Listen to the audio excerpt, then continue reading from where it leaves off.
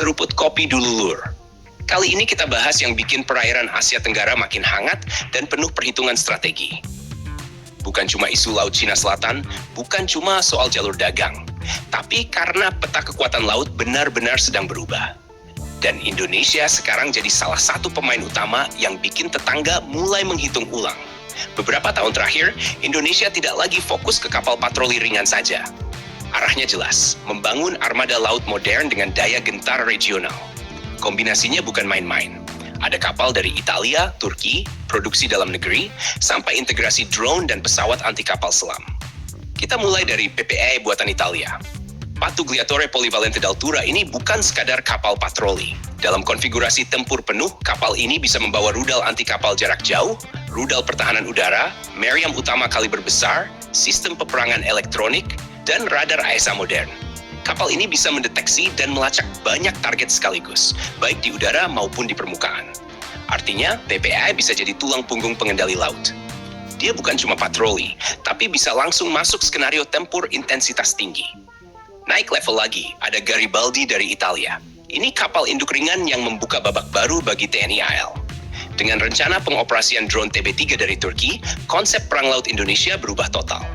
Drone berbasis kapal ini bisa melakukan pengintaian jarak jauh, serangan presisi, dan memperluas radius tempur armada tanpa harus bergantung penuh pada jet dari darat. Bayangkan satu gugus tugas.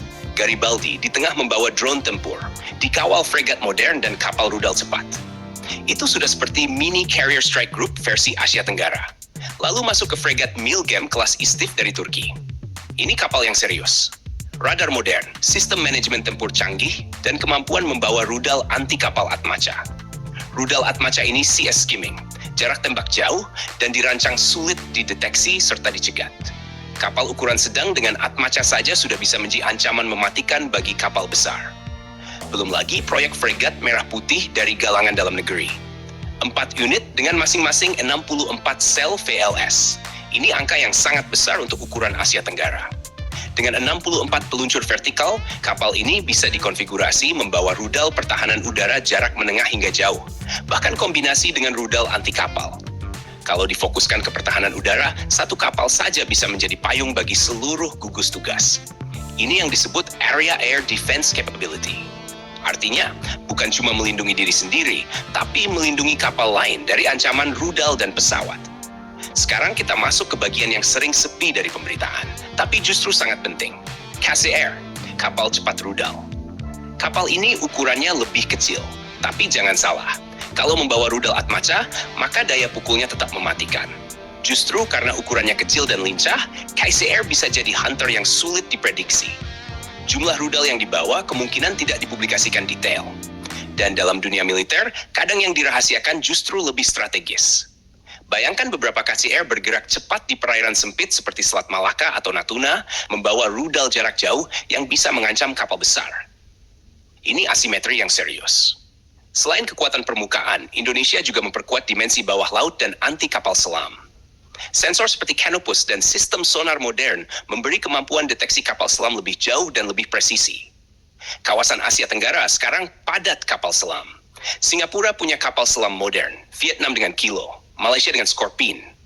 Tanpa kemampuan ASW yang kuat, kapal permukaan bisa jadi sasaran empuk. Disinilah peran helikopter anti kapal selam di atas kapal jadi penting. Helikopter bisa membawa torpedo ringan dan sonar celup untuk memburu kapal selam di luar jangkauan sonar kapal. Belum selesai.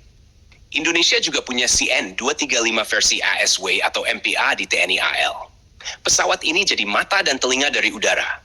Dengan radar maritim, sistem deteksi bawah laut, dan kemampuan membawa torpedo atau depth charge, CN-235 bisa melakukan patroli luas, mendeteksi kapal selam, dan mengarahkan kapal perang ke target. Jadi bukan cuma kapal yang kuat, tapi ada integrasi udara dan laut. KCR dengan Atmaca, fregat dengan 64 VLS, kapal induk ringan dengan drone TB3, sensor bawah laut, helikopter ASW, dan pesawat CN-235 patroli maritim. Ini sudah masuk konsep peperangan laut modern berbasis jaringan. Yang sering tidak terlihat di berita adalah sistem data link dan peperangan elektronik. Kapal-kapal modern biasanya terhubung dalam satu jaringan tempur. Target yang dideteksi CN-235 bisa langsung dibagikan ke fregat. Drone dari Garibaldi bisa mengirim koordinat ke KCR. Ini yang membuat satu armada bekerja sebagai satu sistem. Dari sudut pandang regional, tentu ini membuat dinamika makin panas. Bukan berarti perang, tapi keseimbangan berubah. Negara-negara seperti Malaysia dan Singapura pasti mengamati dengan serius. Karena ketika satu negara meningkatkan kualitas armadanya secara signifikan, negara lain akan menyesuaikan. Indonesia sekarang tidak lagi sekadar mengejar jumlah kapal. Fokusnya ke kualitas, integrasi, dan daya pukul jarak jauh. Dari laut permukaan, bawah laut, sampai udara, semuanya mulai terkoneksi. Kalau semua program ini berjalan optimal, maka Indonesia bisa memiliki gugus tugas laut lengkap dengan pertahanan udara berlapis, kemampuan anti kapal selam kuat, dan serangan presisi jarak jauh. Asia Tenggara memang makin dinamis. Jalur perdagangan padat, kepentingan global bertemu di sini, dan kekuatan besar dunia juga bermain. Dalam kondisi seperti itu, armada laut modern adalah kunci. Menurut kalian Lur, dengan kombinasi PPA, Garibaldi plus TB3, Istif dengan Atmaca, Merah Putih dengan 64 VLS, Cassie Air bersenjata rudal, dan dukungan CN-235 ASW, apakah Indonesia sudah jadi kekuatan laut paling disegani di Asia Tenggara? Tulis pendapat kalian di kolom komentar. Jangan lupa subscribe, like, dan komen di bawah sambil ngopi.